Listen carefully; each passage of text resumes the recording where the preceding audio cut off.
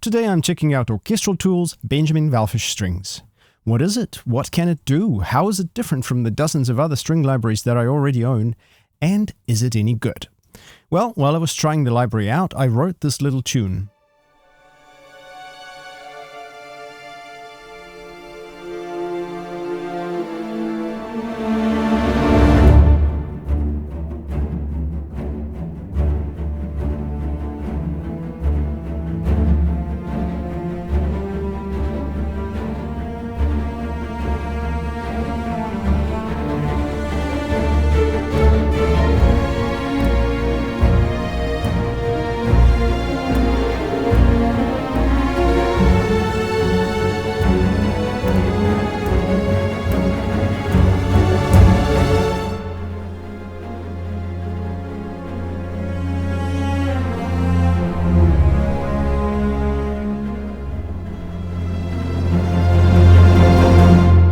So what sets it apart from all the other string libraries that are out there? It does have its own characteristic tone or vibe, but apart from that, there's also a few standout features.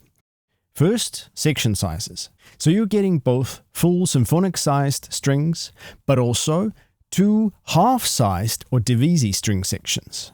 So that gives this library a lot of flexibility for different writing situations.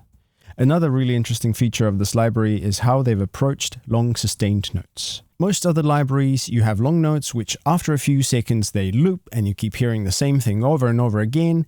Here, what they've done is that they've recorded up to 25 seconds of continuous takes for their long notes. Another really useful thing they've included is separate up and down bow samples for both long sustains and legato transitions.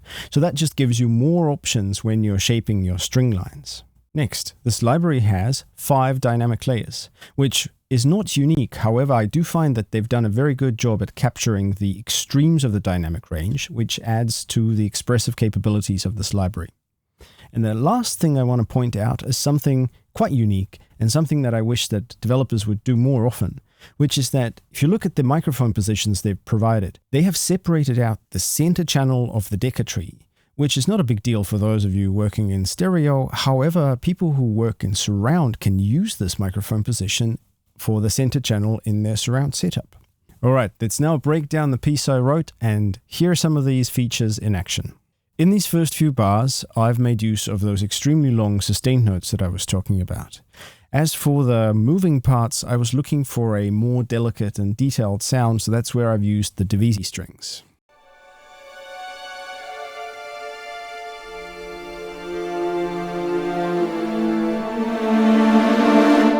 If you compare the full-sized sections to the divisi sections, you'll notice that they have quite different tonal characteristics, which of course gives you a lot more flexibility when using this library. However, sometimes I found that I got a really nice result when layering the two. First, I'm going to play you full sections spiccato, violins 1 and 2. It's a very nice spiccato sound with a lot of bite. In this particular case, I was looking for something that had a little bit more rounded sound to it and a bit more body, so I layered it with the divisi sections, and here's what you get then. So I mentioned that they recorded 5 dynamic layers, which is extremely helpful if you're trying to create a very expressive melodic line.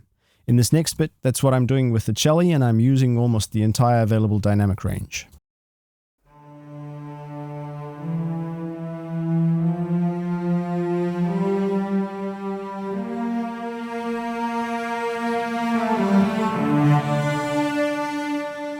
In the next example, there's a little bit of everything. I'm using the up and down bow samples, I'm using the very long sustained notes, and also I'm using the full sections and the divisi sections at first layered on top of each other, and then later they split into extra voices to create denser and richer harmonies.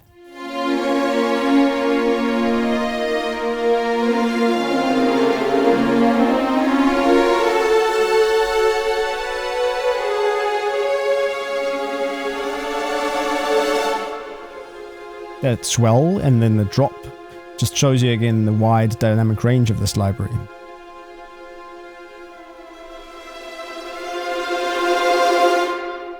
Well, that pretty much concludes this very brief look into Benjamin Wallfisch strings. This library has a lot to offer, and what it does aligns quite well with my workflow and the type of music that I write, so I know that I'm going to be reaching for it quite often in the future. I hope this video has been useful to you. Thanks for watching. See you in the next one.